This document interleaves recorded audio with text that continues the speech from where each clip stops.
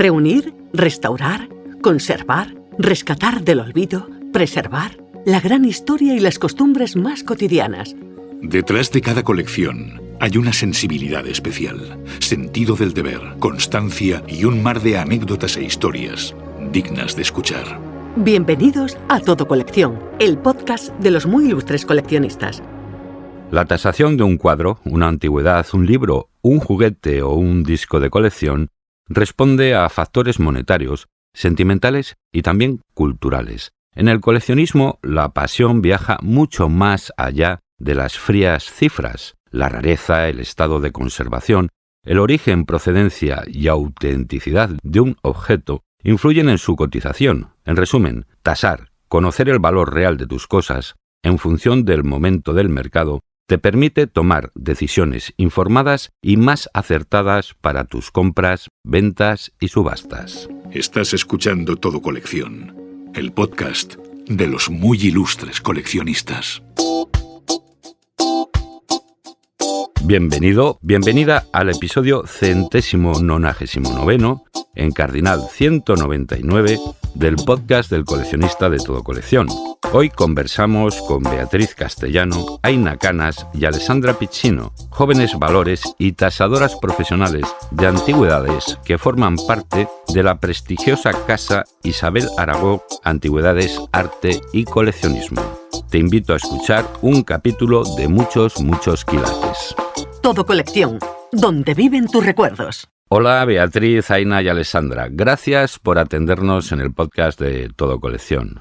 Aina, ¿cómo llegasteis a este mundo, el itinerario formativo? Pues mis compañeras Alessandra y Beatriz son historiadoras del arte y bueno, yo en cambio soy conservadora, restauradora de bienes culturales y bueno, esto nos viene estupendo porque nos complementamos muy bien. Ellas dos tienen más conocimientos sobre historia, datación y yo en cambio pues sobre materiales, técnicas, estado de conservación. Y bueno, esto es muy enriquecedor día a día, aprendemos unas de otras y es fabuloso. Aparte que yo estoy muy orgullosa de mis compañeras porque las tengo muy adoctrinadas en el tema de tratar los objetos de cierta manera y luego, como hemos llegado a este mundo, pues siempre recordaré la frase de un profesor que decía que bueno, es un mundo difícil de entrar, el de todo lo relacionado con el arte y bueno, las piezas de coleccionismo y todo esto. Y bueno, que una vez entres en el mundo, quizá esa va a ser tu especialización. Y bueno, hemos tenido la suerte de entrar en este trabajo, estamos contentas y quizás sí que este será nuestro camino. Y bueno, nos dejaremos llevar, como decía mi profesor. Es un privilegio poder trabajar en lo que te gusta. Sí. Alessandra, antes de nada, este es el podcast del coleccionista. Si sois coleccionistas y si tenéis antecedentes familiares. Nosotras en concreto no nos definimos como coleccionistas y se puede decir que yo sí que tengo antecedentes en mi familia porque mi padre, cuando era muy jovencito, empezó a coleccionar sobres de azúcar. Pero fue como un juego al principio, porque él tenía muchas ganas de viajar, de ver el mundo, y en ese entonces no tenía las posibilidades para hacerlo. Entonces le preguntaba a sus amigos que se iban de viajes, le trajeran sobre de azúcar de los sitios que visitaban. Y desde ahí, poco a poco, empezó a coleccionar los sobres y luego, cuando empezó a viajar, también pudo construir un poco una colección que fuera orgánica. Y ahora ha llegado a una cifra que estará entre los 2.000 y 3.000 sobres. Y claro, se ha evolucionado a lo largo de toda su vida y es muy encantador eso porque también es una manera como coleccionista de ir por otros sitios sin tener que desplazarse físicamente. Entonces es una manera de alimentar esa curiosidad y construir algo que sea muy bonito y que te quede para toda la vida. Desde luego que sí, la glucofilia tiene en el ámbito mediterráneo, en Italia, en Portugal, en Francia, auténticos especialistas. Beatriz, ¿en qué tipo de piezas estáis especializadas cada una? Pues te diría nada en concreto y todo en general. Esto es un aprendizaje constante realmente, con lo que nos va llegando. De hecho, nos repartimos los objetos a preferencia personal o directamente tasando las piezas que a las compañeras no les hace especial ilusión, como por ejemplo serían las muñecas antiguas, donde yo he descubierto un mundo leyendo marcas. Alessandra, lo del ojo y el olfato clínico, historias de intuición, si has descubierto alguna pieza asombrosa, vamos, logros de los que estáis más que orgullosas. Os voy a contar un hecho muy curioso que nos ha pasado recientemente. Y un día nos llega a la tienda un piso entero, los lotes que procedían de este piso entero, y había muchísimas cartas de visitas. Estas cartas de visitas eran un formato fotográfico que estaba muy de moda en los años 70-80 del siglo XIX, que se había patentado en Francia en 1860 circa. Y habían todas estas fotos de la familia que vivía en este piso, entonces hermanas, padres, tíos, sobrinos. Y detrás de una carta nos encontramos con algunas anotaciones, porque ellos de hecho apuntaban quién era la persona retratada. Y en esta carta nos encontramos con una mujer que se llamaba Isabel Bolet y vivía en Villeneuve-la-Geltrú y se había casado con un americano que poseía una fábrica en Villeneuve-la-Geltrú y tenía mucho dinero. Entonces, descubriendo un poco, investigando por internet, nos damos cuenta de que esta era una mujer que se murió en Villeneuve-la-Geltrú y decidió hacer una donación al templo expiatorio de la Sagrada Familia para que todo lo que tenía en su vida se fuera a la iglesia. Entonces es un poco curioso también el hecho, ¿no?, de que algunas personas anónimas, digamos, luego forman parte de nuestro patrimonio cultural de una vez o la otra y lo descubres a través de una antigüedad. Aina, y desafíos a los que os habéis enfrentado y de los cuales habéis salido airosas. Pues sí, mi desafío es muy anecdótico, de hecho, porque llegó un lote de Playmobiles y bueno, lo más impactante fue que había un castillo desmontado, sin instrucciones ni nada, y claro, para venderlo teníamos que montarlo para que la gente viera lo que era. Y bueno, el reto era montar el castillo sin ninguna instrucción, sin nada. Y bueno, a eso me dispuse y salí airosa de ello. Salió el castillo montado, hice unas fotografías muy bonitas colocando los Playmobiles en sus caballos y quedó perfecto. Beatriz, todo el mundo cree que tiene tesoros en su casa, pero en la realidad hay factores que determinan y mucho el valor de una pieza. Diría que hay diversos factores, ¿no?, a la hora de determinar el valor de cualquier pieza que nos llega. El principal sería la autenticidad, que es crucial. Otro importante también sería la condición. Si llega en la caja original, por ejemplo, pues se conserva en perfecto estado. Pero también, como curiosidad, por ejemplo, hay platos cerámicos que vienen con las grapas, que no están en perfecto estado, pero que en este caso el coleccionista lo adquiere porque sabe que a través de este grapado ese plato cerámico tiene cierta edad y se asegura de que, pues esto, de que está en un periodo determinado donde se utilizaba esta técnica para la restauración. Así que la condición aquí, pues dependiendo, ¿no? Otro sería la rareza, que sea escaso, que sea único, o por ejemplo una edición limitada de algún libro, ¿no? También no podemos obviar la procedencia, de dónde viene, de dónde nos viene el objeto. Si lo posee algún famoso, pues ya cuadriplica el valor. La demanda actual, obviamente, ¿no? Actualmente, pues si se demanda más un artículo u otro, pues varía del mercado, de lo que se lleve, lo que esté de moda hoy en día.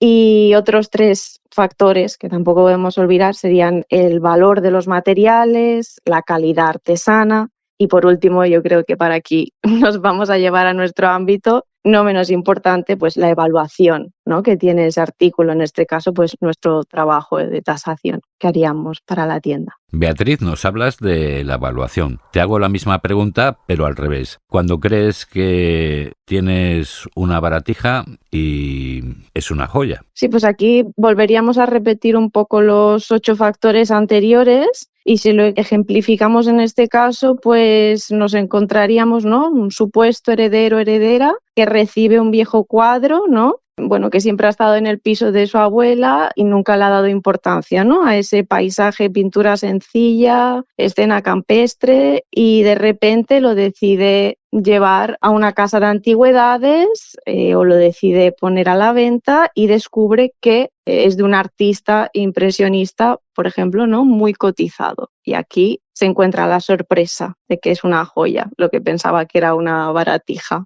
Las antigüedades, los cuadros, los muebles, libros, juguetes, las cosas más comunes que tasáis. Pues principalmente piezas del siglo XX, porque son de la época de la gente que nos llegan los lotes, principalmente eso. Si hablamos del tipo de objetos, pues depende mucho del lote que nos llega. A veces nos llegan lotes de coleccionistas y todas las piezas son de la misma tipología, a veces nos llegan lotes de gente que tenía un poco de todo y llega varias cosas. Eso depende mucho, pero sí que es verdad que casi todo es finales siglo XIX o siglo XX. Y la tasación de los libros, Alessandra, que tú eres la experta. Los libros son un campo súper interesante porque puedes aprender muchísimas cosas, no solo sobre los libros en cuestión, pero sobre todo sobre la época, la cultura, la manera de vivir la vida a veces. Los libros claramente, cuanto más antiguos sean, más valor tienen, pero no solo eso es un factor determinante. Por ejemplo, si un libro nos viene con un ex libris, que sería una etiqueta de appartenencia a una persona que puede ser que en su momento tenía un cierto prestigio,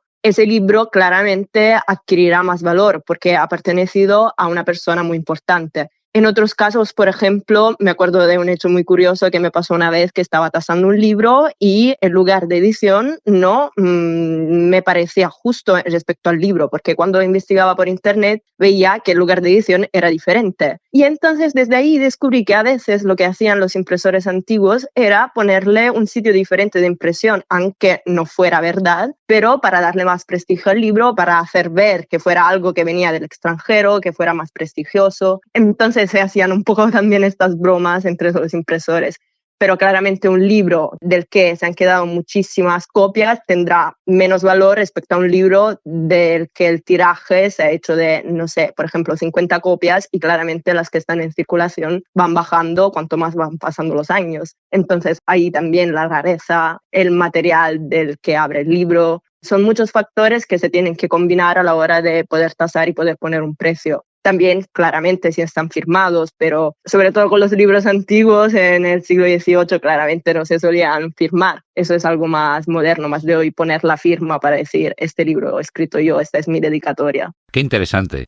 Aina, ¿qué métodos y técnicas, si se pueden contar, usáis más a menudo para determinar la autenticidad de una antigüedad? Vamos, los criterios científicos. Bueno, lo más importante es conocer la procedencia del objeto, de la pieza, porque, bueno, si la pieza procede de un coleccionista, pues ya sabes que va a ser algo que tiene un valor. Por ejemplo, una vez nos llegó un lote que empezamos a diagnosticar, por decirlo de alguna manera, que se trataba de falsificaciones y era una detrás de otra.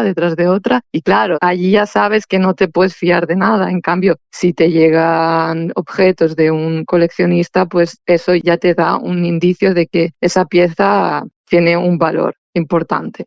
Después también hay que revisar si existe documentación que pueda corroborar la autenticidad de la pieza o datarla o, bueno, ese tipo de cosas. También en el caso de pinturas, por ejemplo, hay que revisar la obra al detalle, la firma sobre todo. Y bueno, una vez conoces, si llegas a entender la firma, que a veces es difícil, pues buscas información del artista y verificas que realmente el cuadro, la obra, cumple las características del estilo del artista, las características pictóricas, si la firma coincide. Después también en el caso de obras muy antiguas, pues puede ayudar el hecho de revisar si los materiales corresponden a la época del artista o son posteriores, porque si son posteriores ya te está indicando pues que se trataría de una falsificación, por ejemplo. Y también, bueno, comentar que nosotras siempre nos documentamos con ayuda de artículos académicos, libros. La búsqueda de Internet es importante. Hoy en día tenemos esa facilidad y la usamos.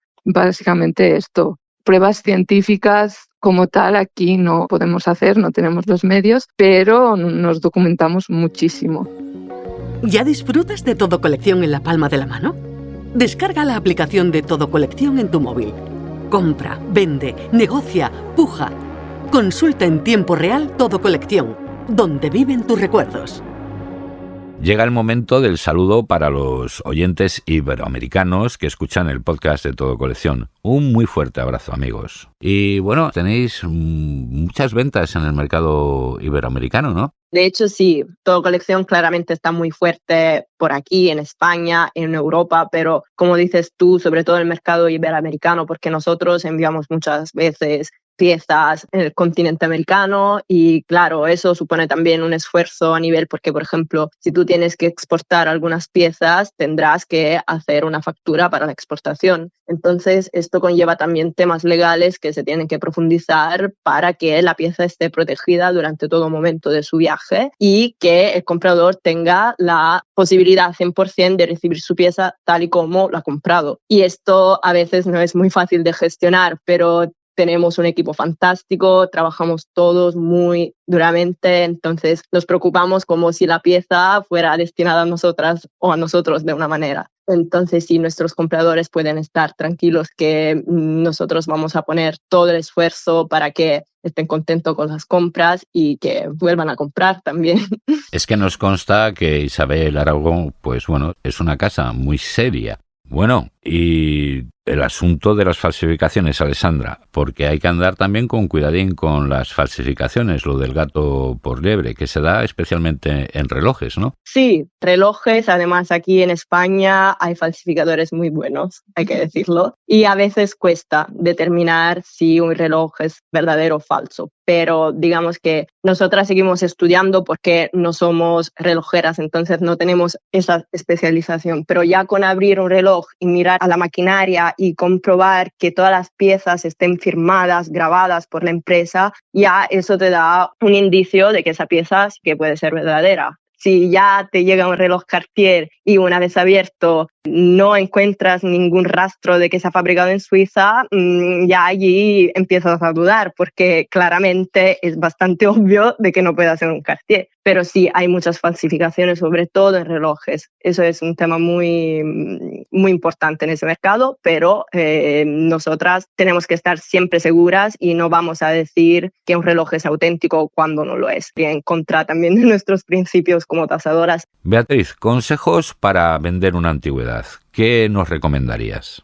Bueno, pues para mí lo esencial sería hacer una mínima investigación. Como ha dicho mi compañera anteriormente, todo el mundo tiene alcance a hacer una búsqueda general en Internet, ¿no? Y cualquiera puede hacer un Google Lens, ¿no? A priori, y luego pues buscar pues lo que encuentre en un primer momento en esa primera búsqueda. Y ese extra que yo también añadiría sería encontrar una particularidad, que ya puede ser a nivel personal pues una historia, ¿no? O con aquellos caracteres que hemos mencionado anteriormente, ¿no? Destacar quizás o la condición que se conserve en una caja original o destacar la rareza, no sé, una particularidad. Es importante desarrollarla porque así este artículo va a ganar una historia, va a ganar una visibilidad mucho más potente. Es que es un mundo bien complejo. Alessandra, diferencia entre antigüedad, estilo retro y vintage, que a veces los oyentes, los coleccionistas no lo tienen más claro, los expertos sí. Absolutamente no es lo mismo. Cuando hablamos de antigüedades nos referimos a una pieza que tiene más de 100 años de antigüedad. Entonces esta pieza tiene que estar más allá de esos 100 años para ser considerada una antigüedad y además si tiene restauraciones, también estas restauraciones pueden ser antiguas.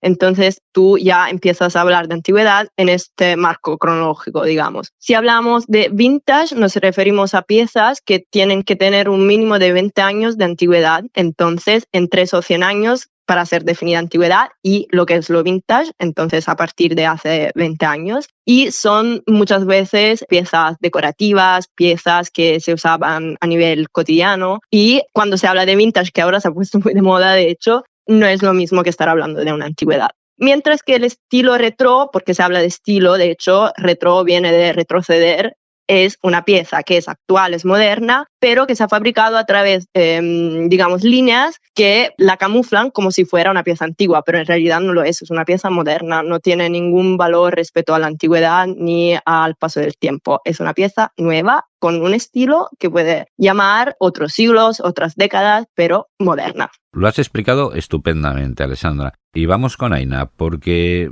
la pregunta para ti tampoco es sencilla. ¿Cómo crees que evolucionará el mercado de las antigüedades en los próximos años? Bueno, yo siempre comento que, he viajado un poquito, no exagerado, pero siempre he visto que en otros países, de hecho cercanos, como pueden ser Francia o Portugal, se estila mucho más el mercado de las antigüedades que aquí. Pero sí que últimamente estamos viendo que cada vez evoluciona. Creemos que puede ser también porque la gente cada vez es más consciente de la sostenibilidad, sobre todo por el tema del cambio climático. También porque si te compras una pieza de porcelana en una tienda cualquiera que la han fabricado en masa y que quizá los trabajadores no tienen las mejores condiciones, no están bien pagados, no es lo mismo que comprar una pieza artesana, antigua y única.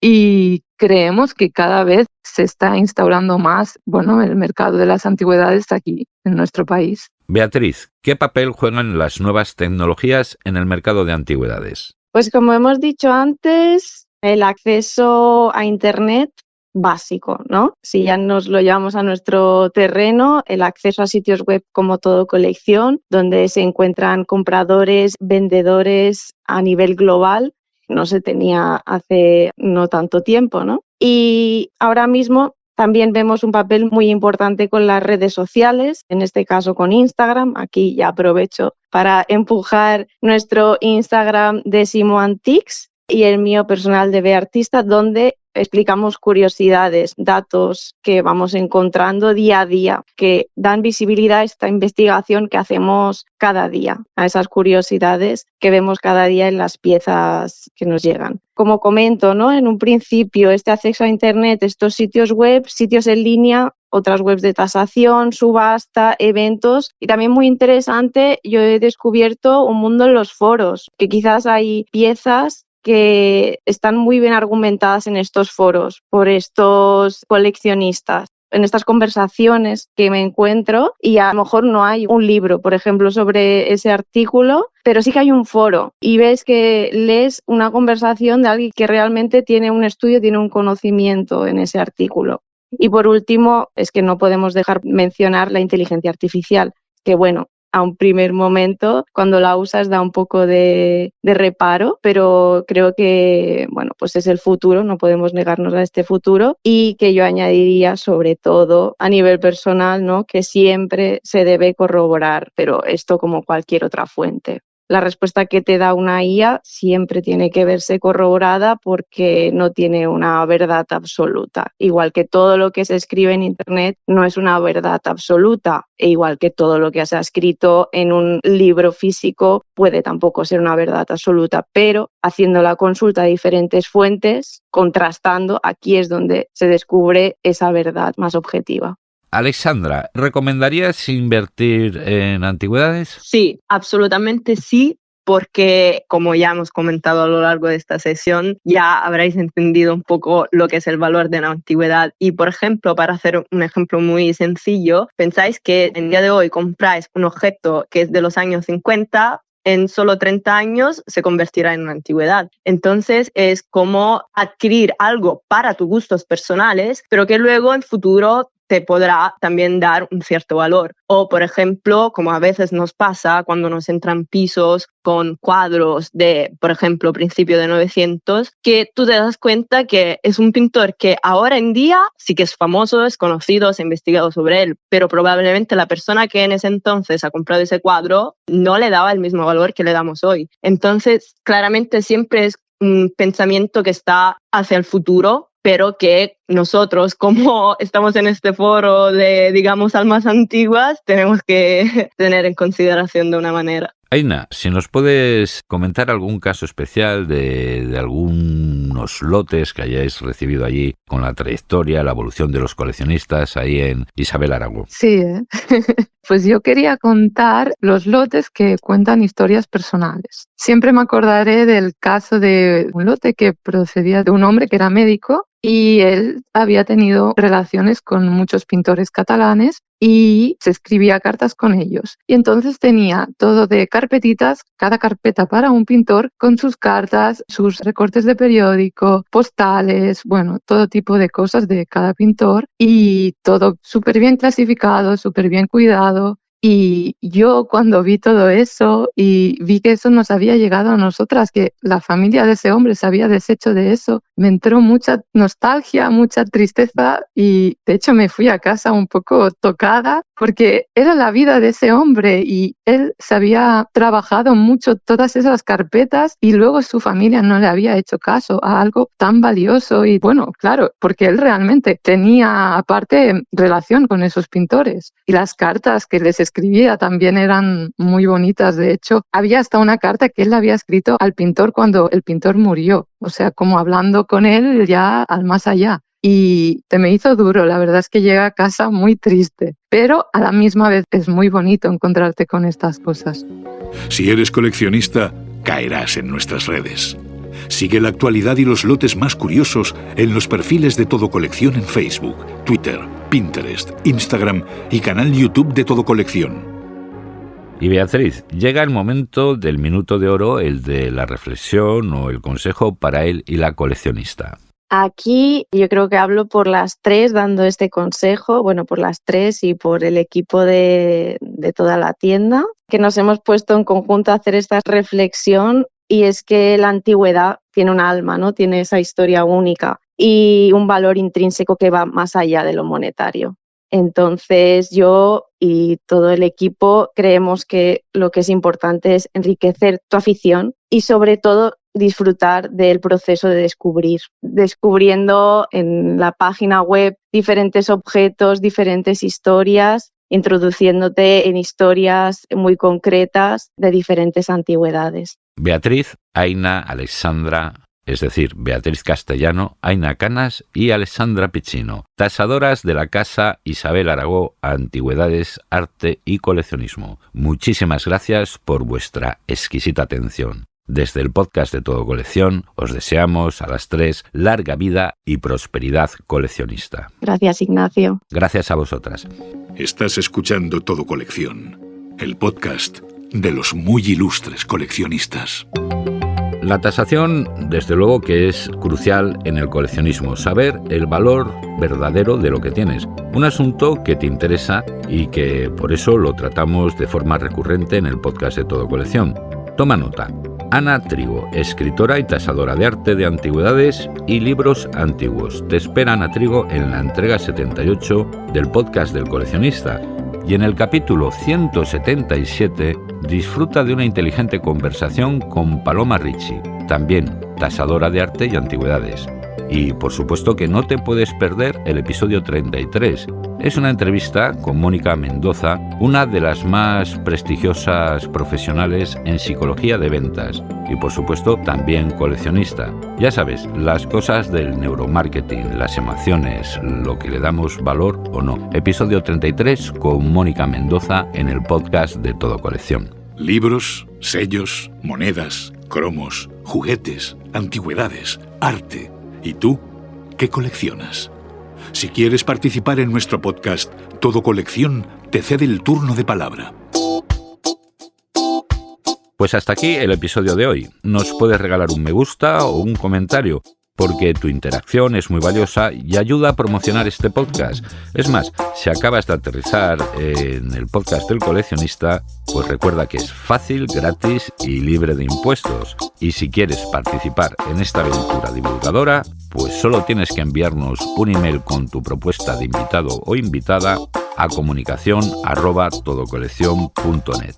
De esta forma, nos ayudas a enriquecer este canal que, gracias a colaboradores como tú, mantiene viva la cultura del coleccionismo. Está claro, el coleccionismo es cultura.